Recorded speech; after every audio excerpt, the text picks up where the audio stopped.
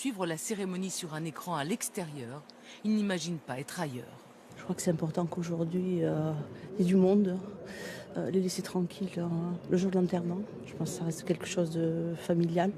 Donc voilà, on est là aujourd'hui et on les soutient. Un village à l'unisson venu écouter l'archevêque de Perpignan. Le pape François s'associe par la prière à la souffrance des familles éprouvées. Le message du pape ouvre l'hommage, une émotion partagée bien au-delà de la région. C'est en solidarité des familles et avec la nation tout entière, hein, parce que je crois que tout le monde souffre, hein, surtout à l'approche de Noël. Et on a beaucoup de peine. Et on veut être avec eux. Un dimanche entier de recueillement. Dans la journée, ce sont des centaines de personnes qui se sont rassemblées dans les jardins de la mairie. Le silence est pesant, les visages fermés. On est complètement concernés. Nos enfants prennent le bus. C'est terrible. C'est terrible de voir qu'ils doivent surmonter l'insurmontable. Il n'y a rien de pire que la perte d'un enfant. 5 adolescents ont trouvé la mort dans l'accident.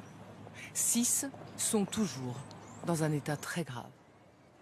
Et on va maintenant prendre la direction de Saint-Féliu-d'Avall. En direct avec nous, on va retrouver Hélène Vergne. Hélène, c'est une semaine difficile qui s'annonce pour les camarades, pour la famille des victimes. Est-ce que le collège ouvrira d'abord ses portes demain ?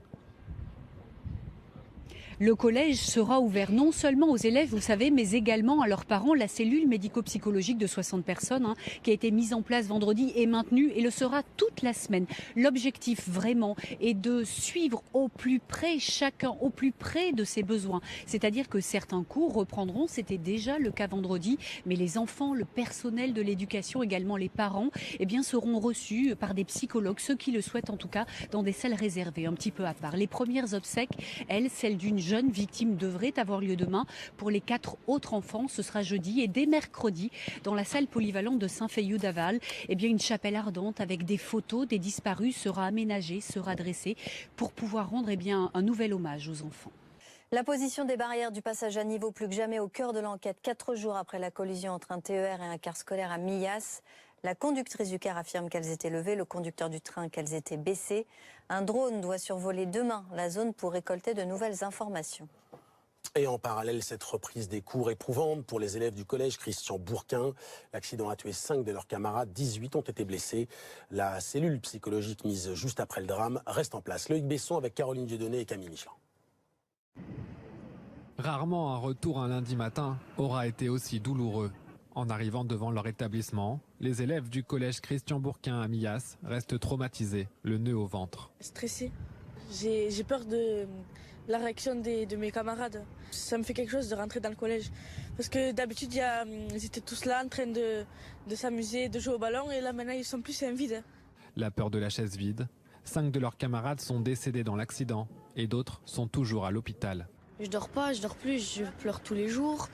Parce que j'ai perdu comme mes petits frères, parce que je les considérais comme mes petits frères. J'aurais pu être dans l'autocar pour aller manger chez ma copine et puis y passer aussi. Donc il faut pas se dire que ça arrive qu'aux autres. Dans les cars pour cette reprise des cours, des accompagnateurs ont fait spécialement le chemin aux côtés des élèves. Un trajet d'ailleurs dévié car la zone de l'accident est toujours sous scellé. Une fois arrivés, les collégiens n'ont pas vraiment la tête à étudier. Je pense qu'aujourd'hui ça va être compliqué pour eux parce qu'ils savent maintenant qui est parti de leurs collègues. Des camarades qui vont plus être à côté d'eux, ça va être dur. Il a quand même 3 camarades de sa classe qui sont partis, donc c'est plus dur pour lui parce qu'il a du mal à s'exprimer. Dans l'établissement, une cellule psychologique a été mise en place pour écouter les élèves et leurs parents souvent sous le choc. En fait, à la maison, je peux pas trop parler avec les trucs qui se passent. Et maintenant, quand je suis partie en cellule avec Joshua, on a parlé avec des psychologues et maintenant ça va mieux. Les collégiens qui expriment aussi leur peine, en grande partie sur les réseaux sociaux.